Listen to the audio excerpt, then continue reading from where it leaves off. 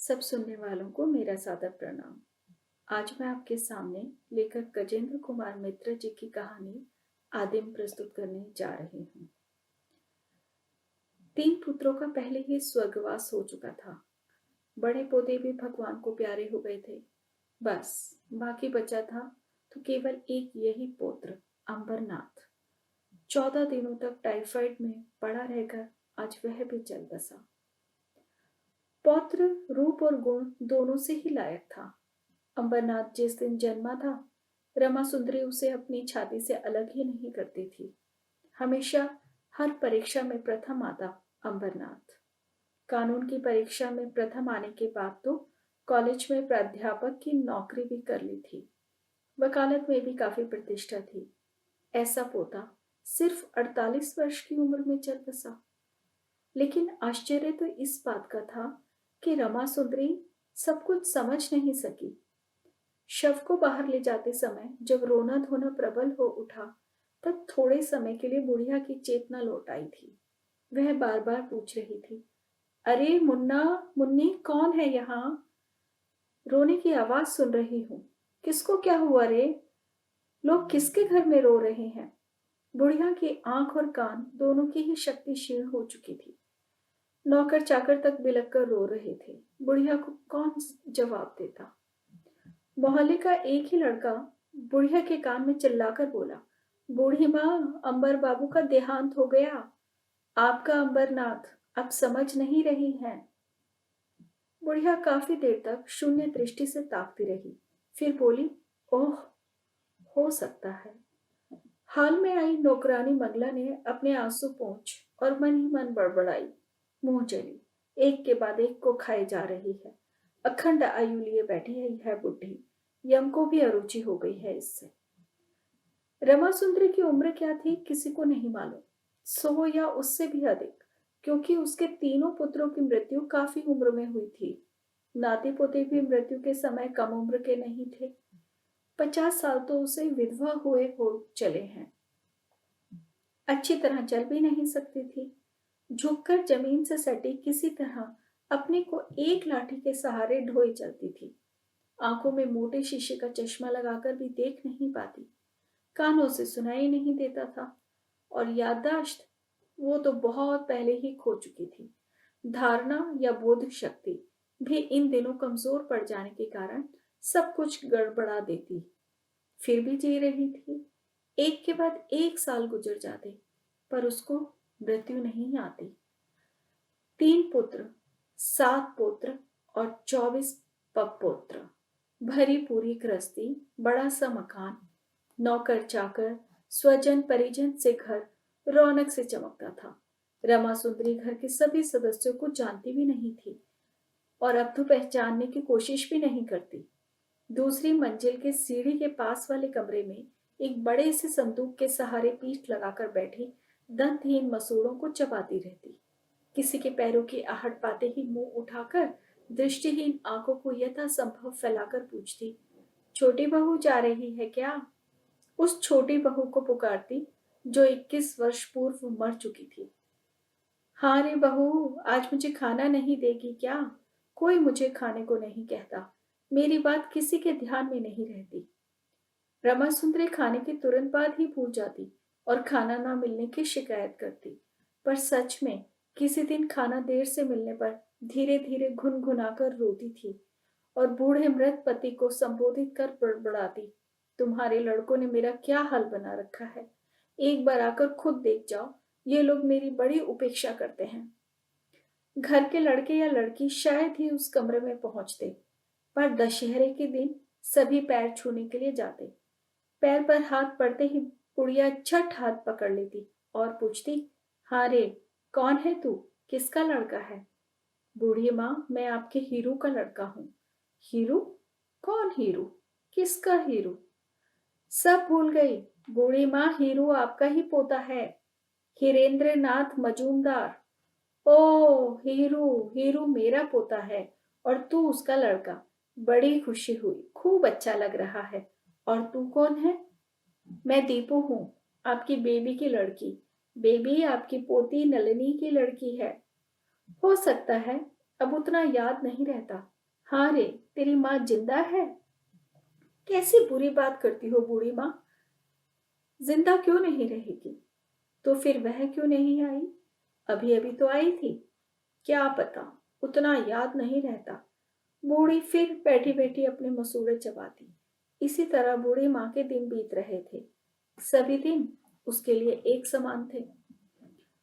पुत्र अंबरनाथ की मृत्यु का समाचार ठीक से ना समझ पाने पर भी बुढ़िया उसके श्राद्ध के दिन सचेत हो उठी। श्राद्ध के दिन पहले दिन हलवाई जब मिठाई बना रहा था, बुढ़िया का मन चंचल हो उठा। व्यस्त भाव से पूछा, मिठाई की खुशबू आ रही है। किसी के घर हलवाई बैठाया गया है क्या? अरे ओ छोटी बहू, ए बच्चे, बता भैया। कोई जवाब नहीं देता। बुढ़िया के कमरे में आमतौर से कोई नहीं आता था और ना ही उसकी बातों का कोई उत्तर देता। रमा सुंदरी लाठी पकड़कर घुटने के बल किसी तरह दरवाजे तक आई और पूछा, ओ मुन्नी, कौन जा रही है रे? क्यों बूढ़ी माँ, कुछ कह रही हो? 10 साल की एक खूबसूरत सी लड़की सामने आकर खड़ी हो गई। गुलाब जामुन किसके घर बन रहे हैं बेटा? अपने ही घर बन रहे हैं। और किसके घर बनेंगे? अपने ही घर। क्यों री, क्या बात है? लोग खाएंगे। ओह, तो फिर मुझे तुम लोगों ने गुलाब जामुन क्यों नहीं दिया? रुकिए भी तो, अभी तो बन ही रहे हैं। लोग तो कल खाएंगे। मंगला नीचे से सारी बातें सुन रही थी। दांत पीसकर बोली, आग लगे मुंह में। पोते के श्राद्ध की मिठाई खाएगी। लालच भी तो कैसा लालच। पर रमा सुंदरी पर किसी चीज का कोई असर नहीं हुआ। मन ही मन बड़बड़ाई, खुदी कहाँ गई? पुराना नौकर रघु बोला, बुढ़िया की रंग ढंग देखकर हंसूं या रो समझ में नहीं आता। खुदी यहाँ कहाँ है? वह तो अपनी ससुराल में बैठकर हिचकियां ले रही होगी। खुदी असल में अंबरनाथ की ही बहन थी। पटियाला में रहती थी। वह नहीं आ पाई, इसलिए बड़े लड़के राघव को भेज दिया। किसी ने कहा भी, राघव जाओ भाई बुढ़िया के पास, तुम्हारी माँ की पुकार हो रही है। 20-21 वर्ष का दुबला पतला सा राघव झट सीढ़ी चढ़कर बोला, क्या बात है बूढ़ी माँ? तू कौन है? किसका लड़का? अरे अम्मा, मैं खुदी का लड़का हूँ। अरे, अब मैं कहाँ जाऊं? खुदी को लड़का कब हुआ? बुढ़िया बड़बड़ाती रही, मेरे साथ मस्खरी कर रहा है। राघव गुस्सा होकर चला गया। बुढ़िया गुनगुनाकर रोती रही। बहुत रात बीते, जब किसी को दया आई तो बोला, आहा, बुढ़िया को भी दे आओ भाई 2-4 मिठाई। सब कुछ उसी का तो है। लड़का पोता गृहस्थी सब उसी की है।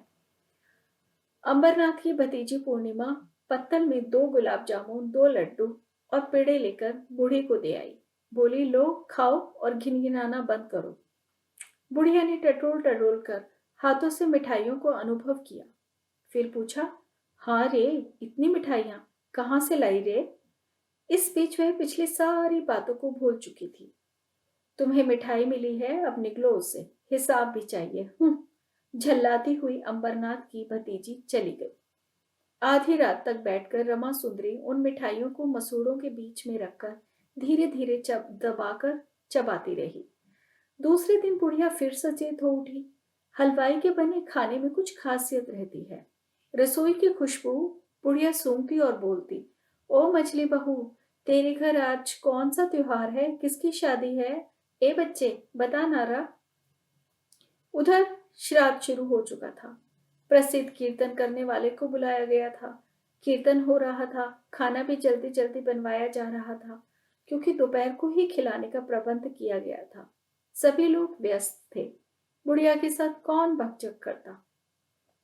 जब किसी ने भी बुढ़िया को जवाब नहीं दिया, तो वह खुद टटोल टटोल कर सीढ़ी के करीब आई और बैठी हुई सी अपने को घसीटती हुई अंदाजा लगाकर एक सीढ़ी उतरने लगी। जब सीढ़ियों के बीच में पहुंच गई, तब लोगों ने देखा, हल्ला मचाया, ओ बूढ़ी माँ, यह क्या कर रही हो? कहाँ जा रही हो? यज्ञ कहाँ हो रहा है भाई? वही देखने जा रही हूँ। मुझे कोई कुछ कहता नहीं। मैं क्या इस घर की कोई नहीं? मेरी इतनी उपेक्षा क्यों? गुस्से और थकान में बूढ़ी कांपती रही। हाँ हाँ, सब ठीक है, आपको खाना मिलेगा, बनते ही भिजवा दिया जाएगा। अभी आप ऊपर चलिए। इस बूढ़ी अवस्था में हाथ पैर टूटने पर कौन देखेगा? पहले मुझे बता, यह यज्ञ काहे का हो रहा है आज? यज्ञ नहीं बूढ़ी अम्मा, श्राद्ध हो रहा है। किसका श्राद्ध? आपके पोते का, अंबर बाबू का श्राद्ध। मेरे पोते का? मेरे पोते सभी मर गए? बुढ़िया ने बड़े सहज भाव से कहा। हाँ बूढ़ी माँ, मर गए हैं, इसलिए तो श्राद्ध हो रहा है। आप ऊपर चलिए। किसी तरह धर पकड़कर जबरन बुढ़िया को ऊपर लाया गया। बुढ़िया का साथ वाला कमरा खाली पड़ा रहता था। श्राद्ध के दौरान उसी कमरे को ही भंडार बनाया गया था।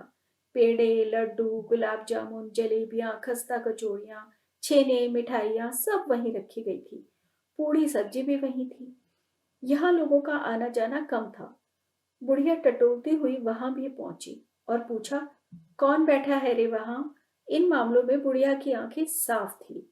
देवेश बाबू इस घर के जमाई थे। उन्हें ही भंडारघर का भार सौंपा गया था। गप लगाने के संगी के अभाव में कुर्सी पर बैठे सिगरेट पी रहे थे। बूढ़ी अम्मा को देखकर झट सिगरेट फेंक दी। बोले, ओ बूढ़ी अम्मा, कुछ बोल रही है क्या? तू कौन है रे? मैं देवेश हूं, नलिनी का पति। ओ, देवेश की धूमिल सी मूर्ति को ताककर बुढ़िया बोली, यहाँ क्या कर रहा है बेटा? कुछ नहीं, भंडार की देखरेख कर रहा हूँ। किस चीज का भंडार? मिठाई का भंडार। गुलाब जामुन, पेड़े, खस्ता, कचौड़ी सब कुछ है। कुछ खाएंगी? दृष्टिहीन दोनों आंखों में लालच चमक उठा। बोली, देना देना रे, 2 खस्ता कचौड़ियां ही दे दे बेटे। देवेश बाबू को दया आई। उन्होंने 2 कचौड़ियां लाकर बुढ़िया के हाथ में दे दी। 2 और दे दे बेटा, तेरा भला होगा। कितना खाएगी बुढ़िया? मरेगी क्या? फिर भी उन्होंने 2 कचौड़ियां दे ही दी। आंचल में बांधकर बुढ़िया कचौड़ियों को न जाने कहाँ रखाई। फिर पूछा, बेटे यहीं पर हो क्या? पर देवेश बाबू का धूमिल सा चेहरा दिख नहीं रहा था। वे पान खाने के लिए उतर आए थे। रिश्ते की सालियां आई हुई थी। उन्हीं से हंसी मजाक करते करते भंडार की याद ही ना रही उनको। बहुत देर तक किसी ने याद दिलाया तो जल्दी से ऊपर जाकर उन्होंने देखा बरामदे में बैठी बुढ़िया बिलक बिलक कर रो रही थी। क्या हुआ? क्या हुआ बूढ़ी अम्मा? अपराधी नजदीक ही था। तब तक 2-4 जन और भी आ गए थे। लड़के लोग परोसने के लिए ऊपर नीचे भाग दौड़ लगा रहे थे। उसी समय ना जाने कैसे बुढ़िया सीढ़ियों के करीब आ गई थी और किसी से धक्का खाकर गिर पड़ी। कहीं चोट तो नहीं आई? देवेश बाबू ने चिल्लाकर पूछा। चोट वोट कुछ नहीं लगी है, गुस्से में रो रही है, एक छोकरे ने कहा। बूढ़ी नाक के बल रो रही थी कि हाय रे, मेरा खून कर डाला। आप चुप रहिए बूढ़ी अम्मा, अपने कमरे में चलिए, इन लोगों को मैं डांट देता हूँ। देवेश बाबू ने बुढ़िया को हाथों से उठाकर बिस्तर पर लिटा दिया। हो सकता है सच ही बुढ़िया को कहीं चोट लगी हो, क्योंकि रात भर वह कराहती रही। पर उस दिन उसकी ओर कौन ध्यान देता? दूसरे दिन किसी ने बताया कि बूढ़ी माँ को बुखार आया है।